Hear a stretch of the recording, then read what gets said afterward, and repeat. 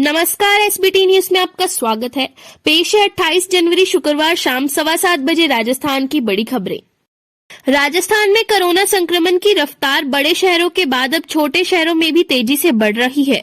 जयपुर, जोधपुर, अलवर के बाद अब भरतपुर, पाली, चित्तौड़गढ़, डूंगरपुर जैसे जिलों में भी यह तेजी से फैल रहा है। यही कारण है कि राज्य के 33 में से 28 जिले संक्रमण दर के लिहाज से रेड जोन में आ गए हैं। इन जिलों में संक्रमण दर 10% से ऊपर चली गई है। भरतपुर, जोधपुर, पाली ऐसे जिले हैं जहां औसत संक्रमण दर 30% से ऊपर चल रही है, यानी यहां हर तीसरा सैंपल पॉजिटिव आ रहा है।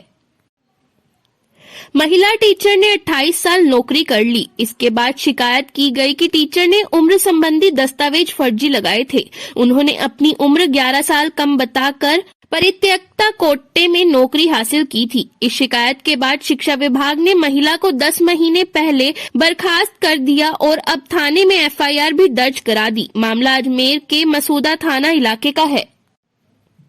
दौसा जिला मुख्यालय पर आयोजित गणतंत्र दिवस समारोह में वीरांगना का सम्मान नहीं करने के मामले में बड़ा खुलासा हुआ है। इसमें भले ही प्रशासन खुद की भूल के चलते वीरांगनाओं को बुलाने की बात से इनकार कर रहा हो, लेकिन एक पत्र सामने आया है कि जिसमें तहत ग्राम पंचायत सचिव को वीरांगना का आमंत्रित कर समारोह स्थल तक पहुंचने का हवाला दिया गया है। माउंट आबू एसडीएम कनिष्क कटारिया ने शुक्रवार को शहर के राजकीय सामुदायिक अस्पताल का औचक निरीक्षण किया। इस दौरान कमियां मिलने पर उन्होंने डॉक्टर और नर्सिंग स्टाफ को जमकर फटकार लगाई। कटारिया ने अस्पताल परिसर में फैली गंदगी और अस्वस्थता को लेकर फटकार लगाई और व्यवस्था के निर्देश दिए। उन्होंने महिला वार्ड में निरीक्षण कर रोगियों की कुशल क्षेम पूछी। वार्ड में मरीजों के लिए बिछाई गई चादर गंदी मिलने, पानी की व्यवस्था नहीं दिखने और वार्ड में फैली गंदगी को लेकर जमकर नाराजगी जताई। राजस्थान सरकार ने ऑर्गेनाइज्ड क्राइम की रोकथाम के लिए कानून बनाने की तैयारी शुरू कर दी है।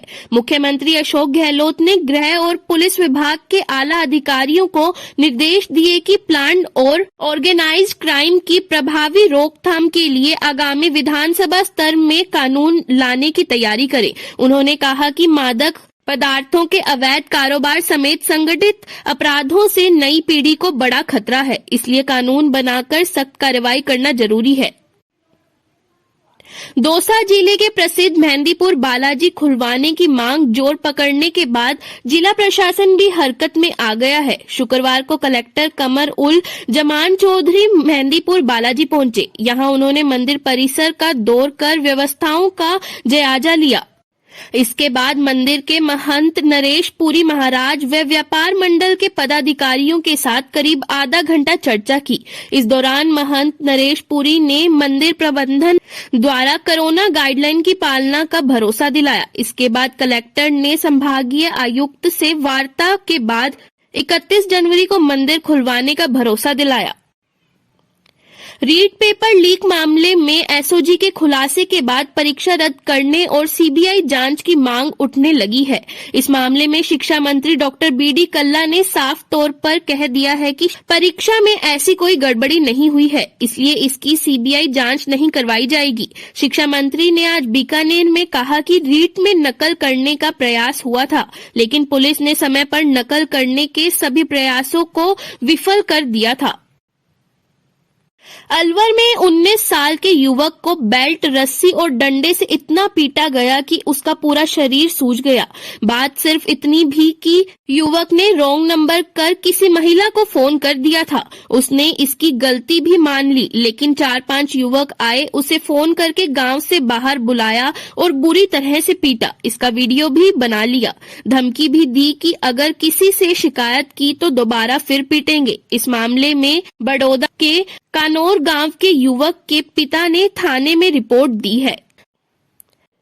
रीट के बाद पटवारी भर्ती परीक्षा को लेकर विवाद शुरू हो गया है। आरोप है कि नॉर्मलाइजेशन किए बिना पटवारी भर्ती परीक्षा का रिजल्ट राजस्थान कर्मचारी चयन बोर्ड ने 25 जनवरी को जारी कर दिया। इससे परीक्षा में बैठे 10 लाख से ज्यादा कैंडिडेट के भविष्य पर संकट खड़ा हो गया है। हंगामा बढ़ा और पटवारी कैंडिडेट ने विरोध किया तो अब नॉर्मलाइजेशन के रिव्यू के लिए एक्सपर्ट कमेटी के पास विचार रखने का आदेश निकाला है। दिन में तेज धूप निकलने से भले ही लोगों को राहत मिल रही हो, लेकिन रात के तापमान में गिरावट के कारण सर्दी का असर कम नहीं हो रहा है। प्रदेश में लगातार 5वें दिन शहरों में न्यूनतम तापमान में गिरावट हुई है। करौली, चित्तौड़गढ़ में बीती रात पारा जमाव बूंदी के नजदीक पहुंच गया। हिल स्टेशन माउंट आबू में लगातार 5वें दिन भी पारा -डिग्री सेल्सियस दर्ज हुआ। आज राज्य के 12 से ज्यादा शहरों में रात का तापमान 5 डिग्री सेल्सियस से नीचे रहा।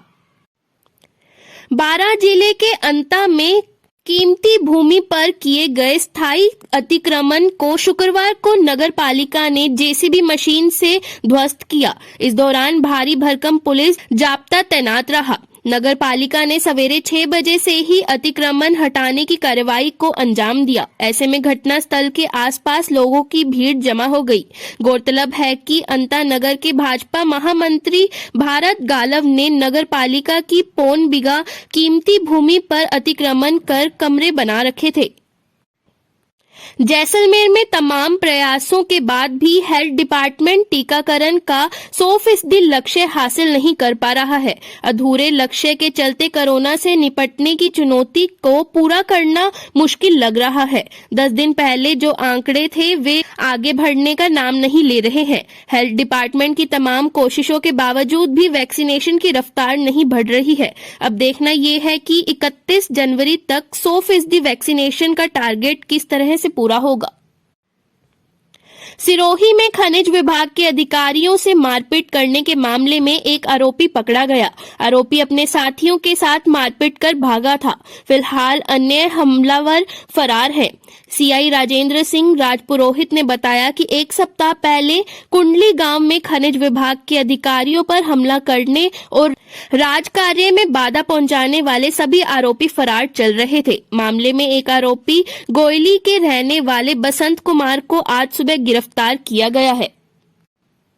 चित्तौड़गढ़ में नीलगाय को बचाने के चक्कर में बाइक सवार युवक घायल हो गया। आसपास के लोगों ने एम्बुलेंस को बुलाया। घायल को ले जाने लगे तो एम्बुलेंस बंद हो गई। लोगों ने धक्का देकर स्टार्ट करवाया। जैसे तैसे घायल को अस्पताल पहुंचाया गया। दरअसल कपासन के रूपाखेड़ी गांव के पास नीलगाय को बचाने के चक्कर में असलम पुत्र गोटू मोहम्मद घायल हो गया। आसपास के लोगों ने 108 एम्बुलेंस को फोन करके मौके पर बुलाया। कोरोना की तीसरी लहर में लगातार केस बढ़ते जा रहे हैं। 5 साल से कम उम्र के बच्चे भी लगातार संक्रमित हो रहे हैं। चूरू में आज 173 कोरोना पॉजिटिव मरीज मिले। सादुलपुर ब्लॉक का 4 महीने का बच्चा भी चपेट में आ गया है। मेडिकल कॉलेज के प्रिंसिपल डॉक्टर MM पुकार ने बताया कि गुरुवार को 1356 लोगों के कोरोना सैंपल लिए गए।